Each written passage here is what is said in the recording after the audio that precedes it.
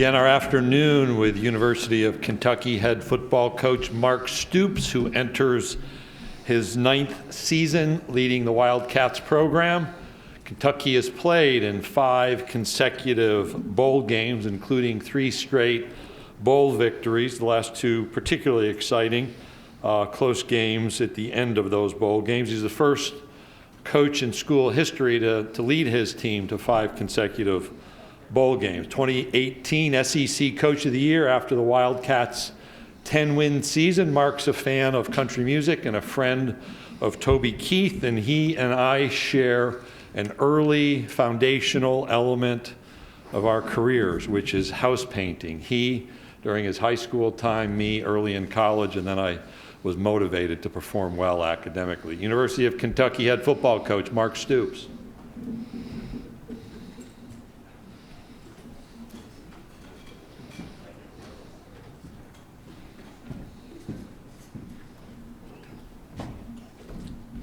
Thank you, Greg. Appreciate that. I had no idea that you were a painter like I am, but we always have something to fall back on.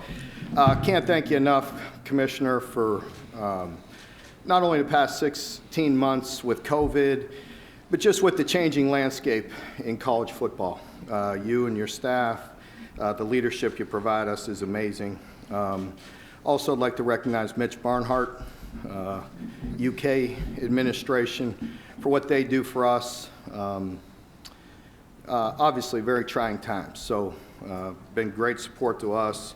A year ago, very difficult on the University of Kentucky. So, grateful to be here.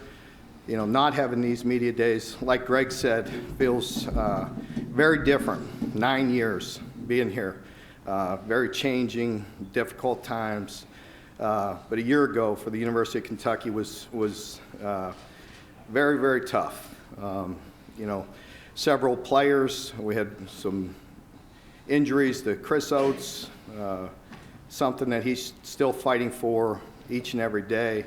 The loss of Coach John Slarman, you know, it's something that really shook our program. So really grateful to our players, our administration, the SEC for just helping us through that difficult time. So needless to say, getting back here, getting back on schedule, grateful to be here, grateful to be in this league for 9 seasons. You see so many people come and go, so many coaches come and go.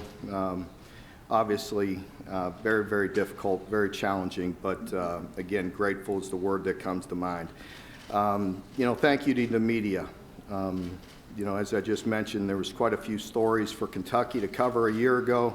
A couple of those young men that are with us today. First young man is Josh Paschal. You will get a chance to visit with him. He's a guy that has his own story overcoming cancer. He's battled through many things. Terrific football player, terrific young man, great leader in our program, and had his own individual struggles that he is continuing to fight and continuing to beat. The other one is Darian Kennard, a terrific player, decided to forego his you know, opportunity to go play in the NFL, come back and you know, and play with University of Kentucky one more year, and we're grateful for Darian. So 2 special young men that you'll get an opportunity to visit with. You know, as I talk about you, the media, and some of the things you covered, I remember a year ago, one of the last interviews Coach Schlarman did, you know, he was fighting through so much. You know, it was really inspirational just to watch John go about his business every day and go to meetings, go to practice. You know, one of the side effects from his treatment, his cancer treatments, were blisters. He could barely walk. And he was just really struggling. And one of you in the media asked him and did a story and just said, "Why are you doing this? You know, why are you continuing to go out there and coach this football team?" And he just simply said, very matter of fact, for the team. You know, just for the team. So obviously that's a mantra that stuck with me and stuck with our football team that we will carry forward. And it's also a reminder during these times, you know, during these turbulent times of college football and college athletics in general, it is still about the team and doing things right.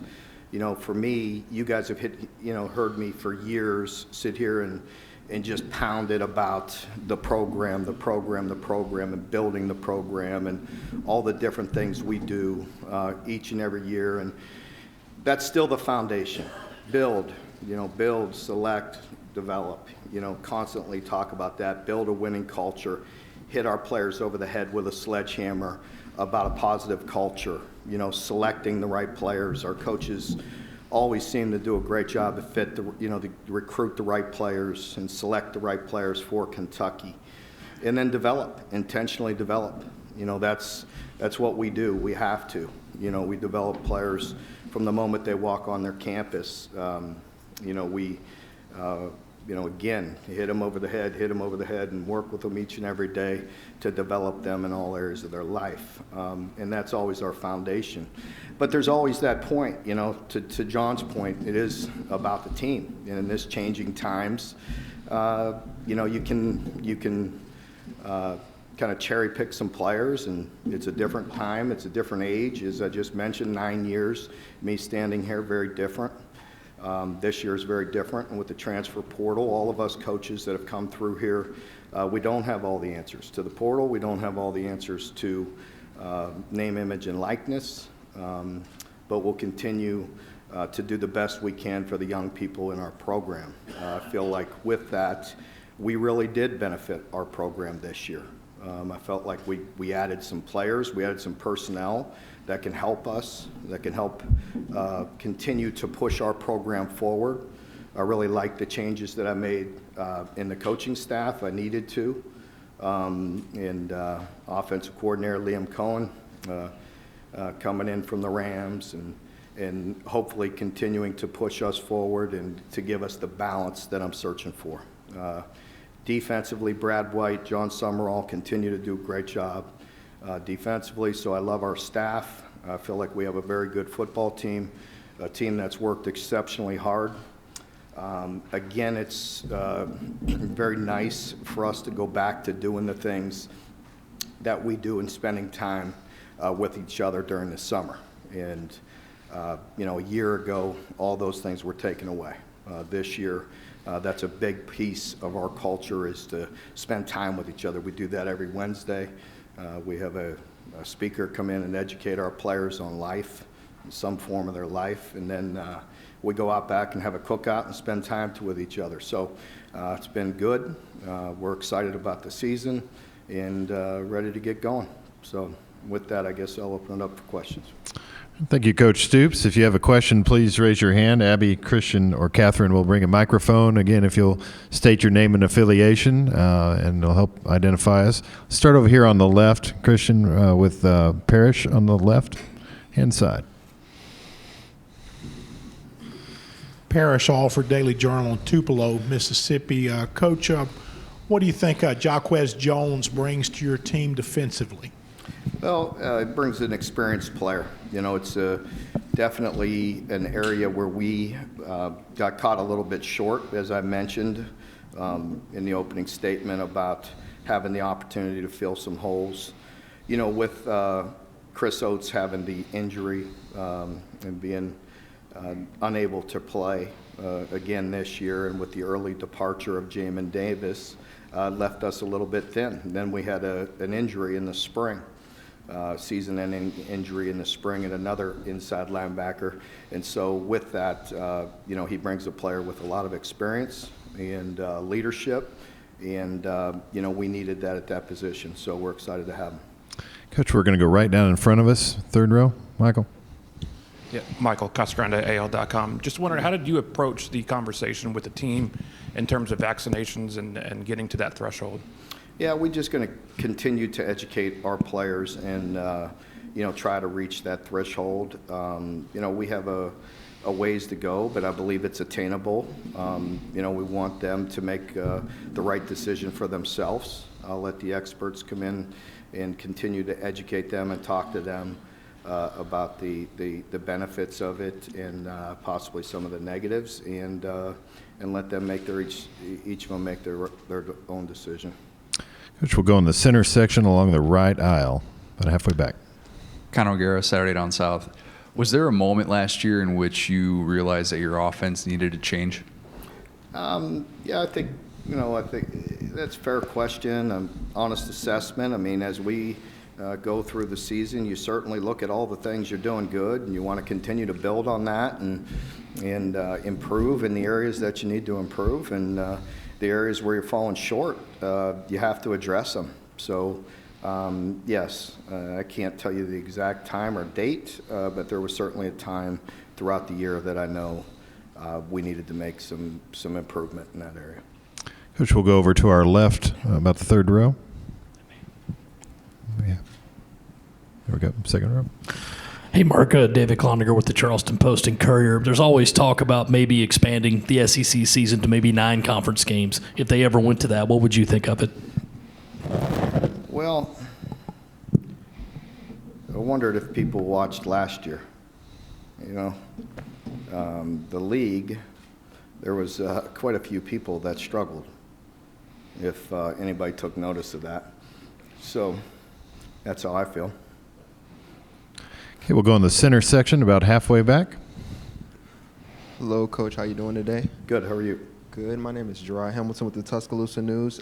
You got a new OC in Liam Cohen, who formerly was assistant QB coach with the Rams. What are the conversations you guys have been talking about as far as expanding the passing game and trying to boost that passing attack this season? Yeah, that was a big reason why I hired Liam. I wanted to, it took me some time to, clearly look at what I wanted our team to look like and what I felt like we can do. And, so I spent quite a bit of time, researching people and systems, and ultimately came down to Liam. And so I have full confidence and trust in him, and that is part of his system, part of the offense, to be able to play action pass and get the ball down the field. I felt like this spring we got the ball down the field better than we have in years, so I feel very good about it. Okay, we'll go in the center section, inside white hat. Coach Stoops, Drew DeArmond, WZZN Radio, Huntsville, Alabama. I wanted to ask you a two-part question. First, about the transfer portal addition of Dare Rosenthal along your offensive line and the impact he could make. And then second, I've asked you about him before, but how have you seen Huntsville native John Summerall grow as a coach? And I know you're a defensive guy yourself, but talk about his rise in the ranks and the kind of recruiter he is as well, because I know he had a lot to do with Jarquez Jones choosing your school. Yeah. Adding Dare, greatly helps our football team. As I mentioned, he has SEC experience, played at one of the premier programs in our league, very talented, and I'm excited to have him. We've had good offensive linemen. We've going to continue to build on that, and he's been a great addition. As far as John Summerall, he's a fantastic football coach. He really is. I look at him as a coordinator. He has a title of co-defensive coordinator, and that's well-deserved. I know Brad White, if he was here, he'd be the first one to tell you how much he leans on him. You have to, in this day and age, you have to have coordinators. You have to have people in your room that are more than capable, not just one, of calling defenses, setting it up, on both sides of the ball. And so grateful to have John. He's a terrific recruiter. He's got an unbelievable personality. Even though he was from Alabama, he played at Kentucky, and we're grateful to have him. We're going to go to the center section, about 3/4 of the way back on the aisle. Hey, Coach, this is Ben Fredrickson from the St. Louis Post-Dispatch. I'm curious how you've seen the series against Missouri play out in your seasons at Kentucky. It seems like whichever team wins that game finishes higher in the East. I think that you've got the upper hand in the series, but this overall score is tied. There've been some very close games. This is the earliest you will play Missouri in week 2. Just have you seen that series kind of become an indicator for how both seasons are going to go for both teams? Well, I think you're correct there. I don't want to get ahead of myself.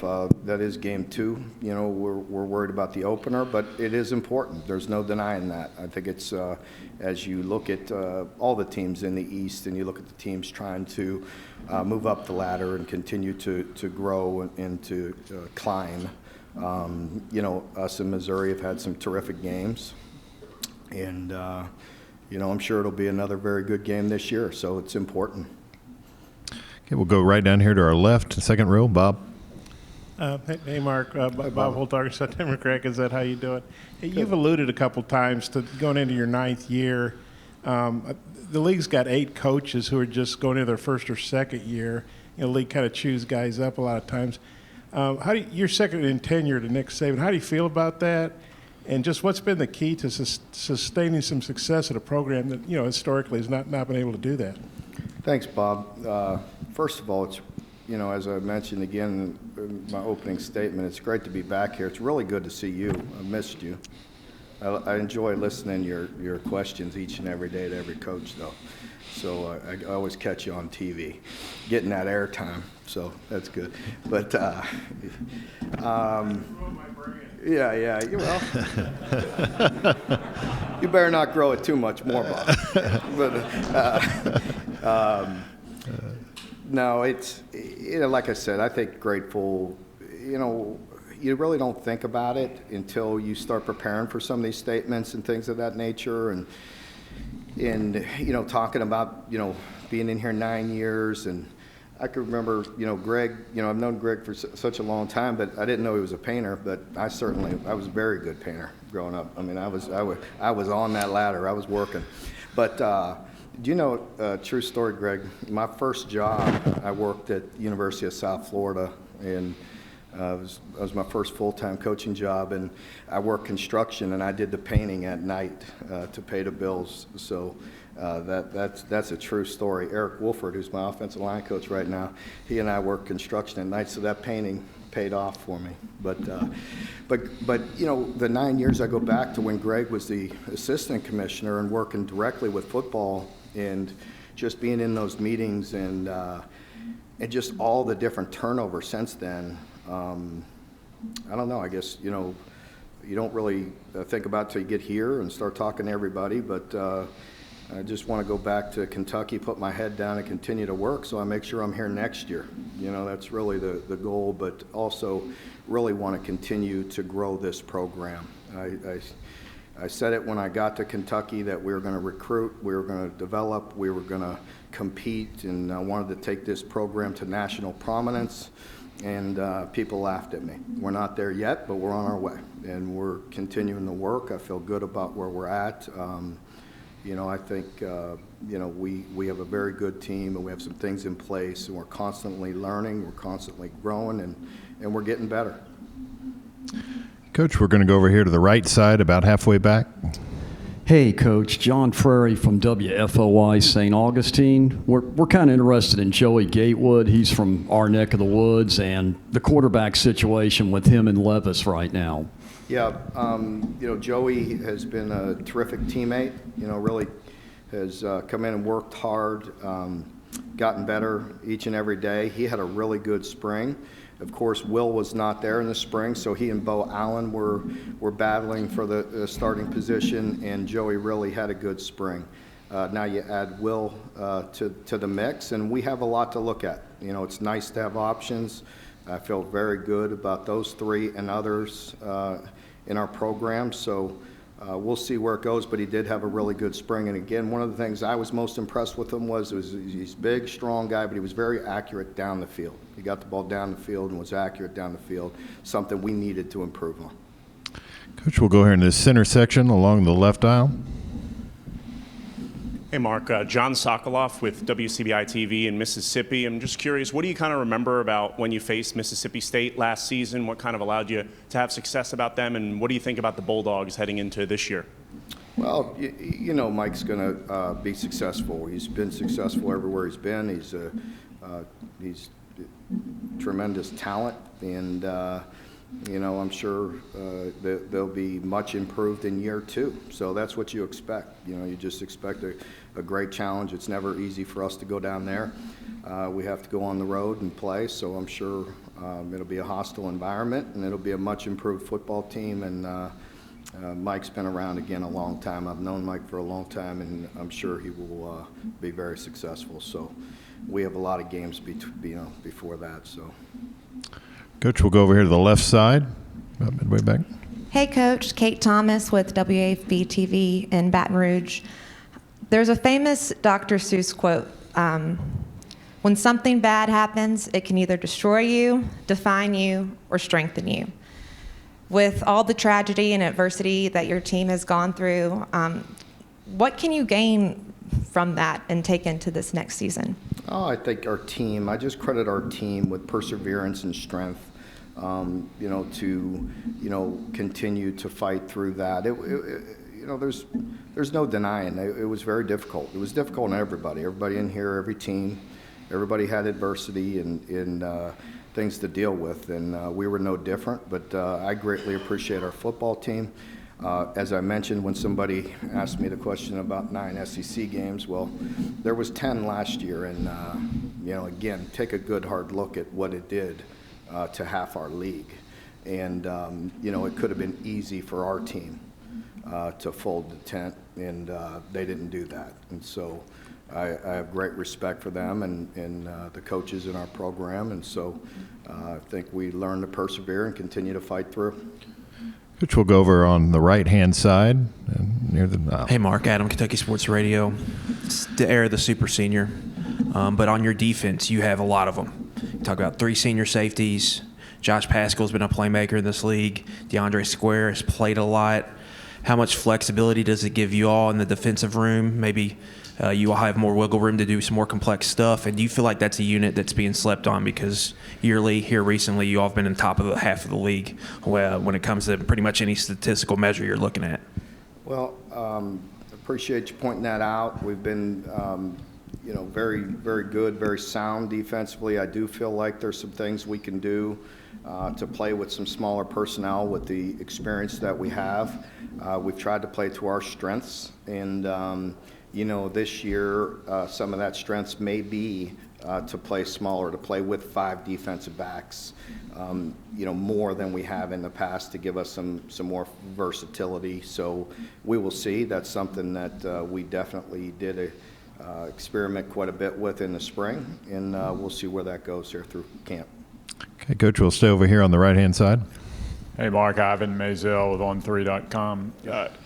Given the number of super seniors everywhere and seniors, how much do you expect the level of play to increase across the board? And as a coach, how do you expect to handle that? Yeah, I think that's a great point. We have 6 guys that I've never used that term, but it's a good term. Super seniors, I guess, you're the guys that decided to come back, and we greatly appreciate having that experience. There's 6 guys that bring a wealth of experience. They've won a lot of football games. They've been to a lot of bowl games and had some success, and so hopefully they'll help us take it to another level and provide the leadership that we need. I feel like it's also a good time for us. It gives us great balance.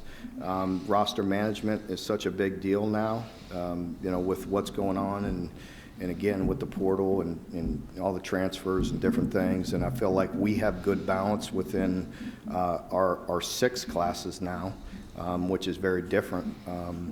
But that'll change each year. Coach, we'll go straight ahead of us, about midway back. Coach, 5 of the first 6 games are at home, and over the last 2 seasons at home, you guys have compiled a 9-4 record. How important is it to get off to a fast start in these home games? Well, I think it's always important. To be quite honest, I really don't even look that far ahead as far as who's at home, who's away, and all that. We're just really concentrating on our opponents and getting ready for each game. But, as I mentioned earlier, every game is so important. We're only guaranteed 12, so we got to make the most of it. And I think we all understand the fine line in this conference with the close games and the difference between winning one and losing one is very important. We have time for one more question. If anyone has a question, raise your hand. We've got a couple back here. We'll take these last 2 and go from there. Hey, Trey Scott, 24/7 Sports. I'm interested, right here, in the dynamics of re-recruiting players a second time around with the portal. Wandale here specifically. It was good to have a good relationship with Wandell. We recruited him extremely hard and tried to do all the right things and make it very difficult for him to say no to us, and that's our job. It didn't work out that way the first go around, but it came back the second time, and very grateful to have him in our program. He's a difference maker. He's a guy that was electric this spring, and you could feel his presence on the field, and I'm very excited to have him on our team. Okay, we'll take one final question here in the center section. I think Drew had one. There you go. Coach Drew DeArmond, WZZN Radio in Huntsville, Alabama. I wanted to ask you really about the offense a little bit. I know we didn't get a chance to see any of it, but you added a piece like Wandale Robinson, but you also have Rodriguez at running back, who's a very good player. What is it that you philosophically want to see out of your offense, without giving away your plan, though, the changes that you've made? Sure. I think obviously balance. That's the simple answer. That everybody understands that we need to have more balance. We ran the football extremely well for years, and we want to continue to do that, but we want to take advantage of that as well and be able to be efficient in play action pass and getting the ball down the field, and I feel like we certainly improved in that area. Also, there's some versatility in the run game that we can continue to add to. So, I feel good about it. It's going to be different, but I always want to have a strong physical presence. I want to be able to run the football. Me being a defensive guy for years and years, you always feel that threat. It's always very aggravating when teams can run the ball on you. And so, we want to have a strong physical presence, but again, get the ball down the field and create explosive plays. Coach Stoops, we appreciate your time today. Thank you all very much.